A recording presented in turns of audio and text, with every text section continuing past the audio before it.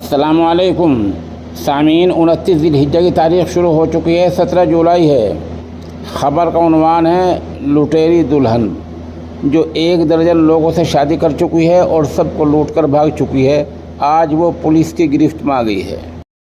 जम्मू कश्मीर के नौशेरा सेक्टर से यह हैरानकुन खबर आई है कि शाहीन अख्तर नामी खातून ने बीच के दलालों की मारिफत अल्ताफ़ समेत लगभग 1 दर्जन नौजवानों से शादी की और वक्तन फ़वक्तन यानी थोड़ी थोड़ी मुद्दत में उन सब से शादी की और सब के घर से जेवर, रुपए, नकदी जो भी हाथ लगा सब लेकर फरार हो गई। आज वो पुलिस के हत्थे चढ़ गई है और पुलिस उससे पूछताछ कर रही है।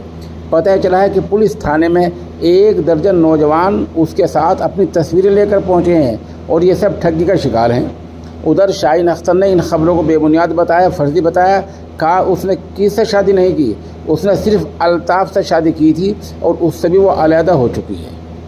बहरहाल इस तरह के वाक़यात ठगे जाने के पड़ोसी सूबा हरियाणा में काफ़ी होते रहते हैं। ये एक पूरा गिरोह होता है जो ऐसी लुटेरी औरतों को बीच में डालकर शादी करा देते हैं, फिर मौका लगते ही वो दूल्हे का सामान लूट कर भाग जाती है। इस तरह की औरतों को पुलिस को देने की ज़रूरत है और ये भी ज़रूरत है कि जब शादी करें तो जांच परख लें कि हम किससे शादी कर रहे हैं, किसकी मारिफत शादी कर रहे हैं और कहाँ शादी कर रहे हैं।